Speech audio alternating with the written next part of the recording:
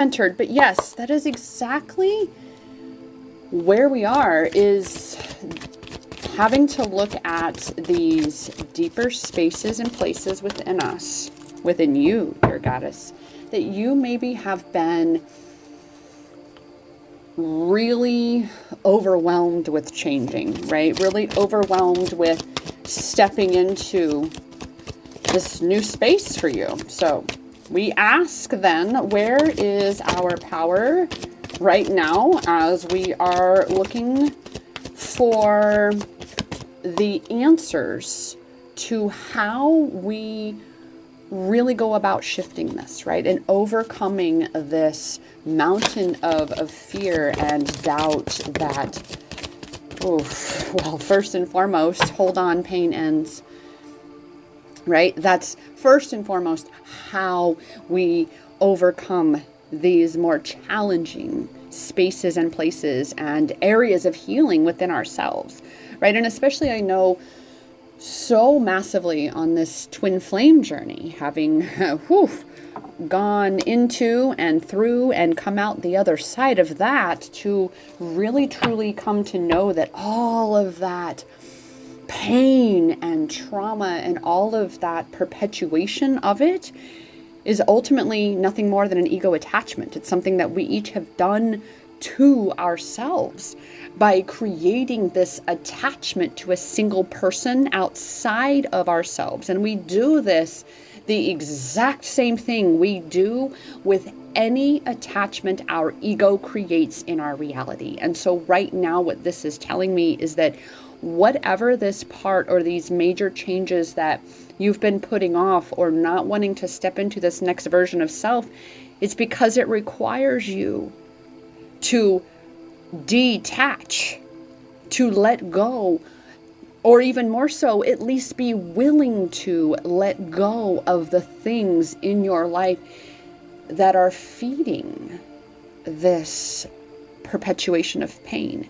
And that's why those, again, on the twin flame journey, you're going to come to realize, if you haven't already, I know there's so many goddesses in my world who we've come through it and on the other side, and we see it for what it is. Complete and total disempowerment, complete and total ego attachment. But when you take that step back and realize what this journey of a twin flame ultimately is for the divine feminine, is for you to break down and break through and realize that ultimately you have to choose you. You have to choose this next version of yourself. You have to choose you in the knowing that you deserve this outcome that you desire. You deserve this life. You deserve this love, this job, this career. But the only one who's keeping you apart from it is you. Same with the unconditional love, this idea of twin flame union.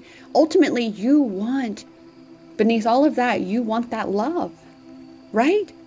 And this is where we are. This is how we detach, is you've got to get beneath the surface of whatever this attachment is giving you, or whatever you believe this attachment could do for you, ultimately, if it ever chooses you. And that's the key with, again, this twin flame space, is if you're choosing them, it means you're not choosing you.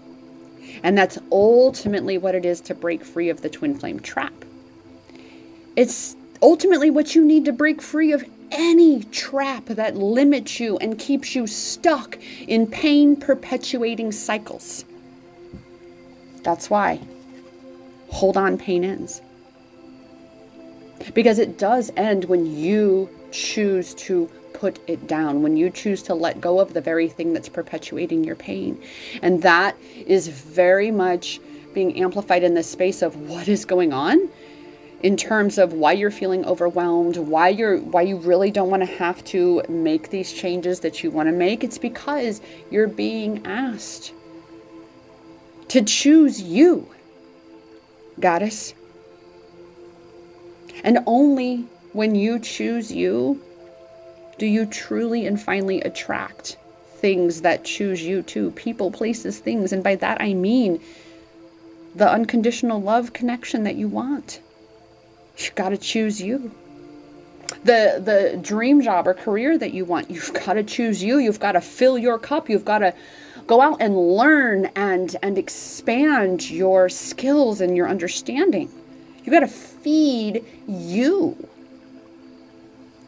in all the ways that you feel a deficit or you feel deficient in whatever nutrients, and I'm using air quotes on that, whatever nutrients, and by that I mean mind food, because I'm a huge proponent of what I call mind food. It's no different than you feed your body, right? And whatever you put in is what you get out.